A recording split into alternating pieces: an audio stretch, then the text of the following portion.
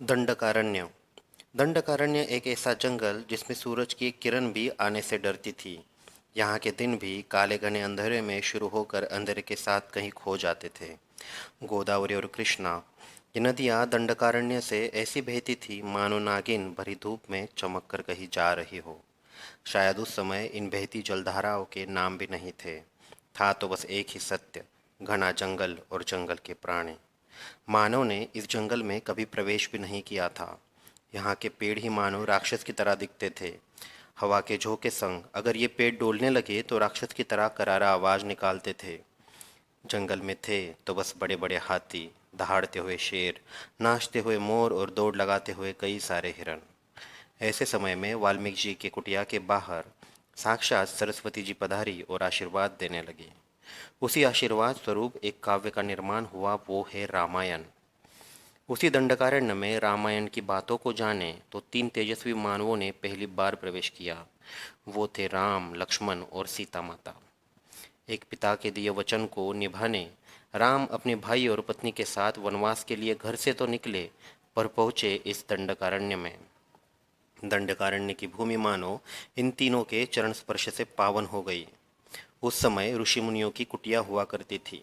उन कुटियों के बने आश्रम, आश्रम के गांव, गांव से नगर, नगरों से राज्य और राज्यों का आगे चलकर बना ये हमारा आज का भारतवर्ष।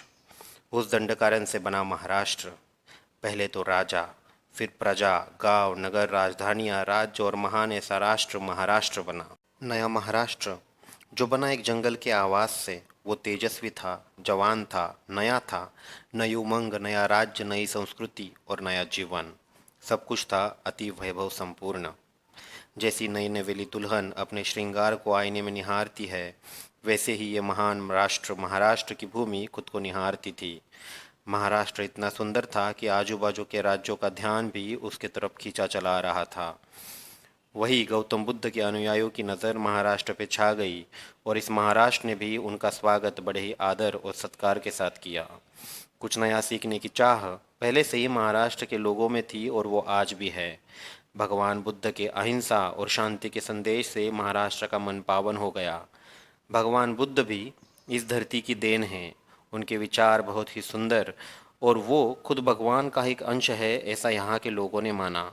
उसी का स्वरूप और इतिहास की साक्ष्य हमें देती है सह्याद्री के काले पाषाण में बनी गौतम बुद्ध की कई सारी लेनियाँ। काले पत्थरों में बनी भगवान बुद्ध की लेनियाँ कई सोने, जवाहर, हीरे मोतियों से भी अधिक कीमती और चिरंतन है। उस समय महाराष्ट्र की राजधानी थी प्रतिष्ठान, यानी कि आज का पैठण। पैठण शहर इतना समृद्ध और वैभव संपन्न था कि बुद्ध के अनुयायियों ने लिखी कथाओं में प्रतिष्ठान का वर्णन बड़ा ही तेजोमय और संपत्ति से पूर्ण सुवर्ण शहर प्रतिष्ठान ऐसा लिखा हुआ मिलता है।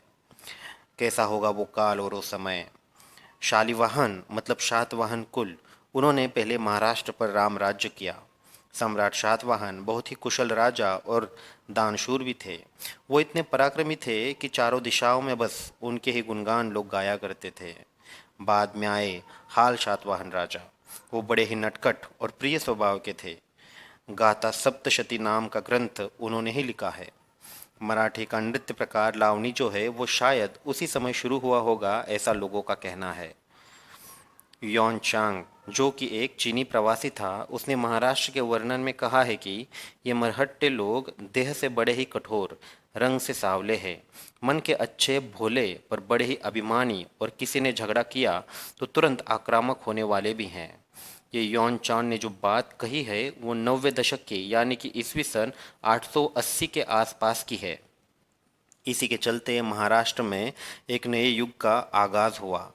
शस्त्र, शास्त्र, धर्म, ज्ञान, कला, शौर्य, चातुर्य और कई सारी कलाओं और विषयों की शुरुआत होने लगी। शूरवीरों की सेनाएं, उनके युद्ध अभ्यास, पंडिताओं की सभाएं, कवियों की बोली, कई सारे नृत्य प्रकार, बड़े बड़े संत और उनके विचार, सब कुछ महाराष्ट्र के लिए नया और यहीं पर बना हुआ था। मानो तो मानव किसी नई खोज में ही था। वाकाटक, राष्ट्रकूट, चालुक्य, सेंद्रक, कदंब, निकुंभ, यादव ऐसे बहुत सारे राज्य कुलों ने महाराष्ट्र को बहुत कुछ दिया है। उसी के चलते महान राष्ट्र आगे चलकर महाराष्ट्र जो बना। ईसा पूर्व 1000 का शायद काल होगा जब महादेवराय यादव का काल महाराष्ट्र में होगा। एक ऐसा महापराक्रमी राजा जिससे दाही दिशाएं डरा करती थी, पर उनके भी अपने कुछ नियम थे। नियम जो राष्ट्रीय धर्म यानी कि क्षत्रिय धर्म से बने थे।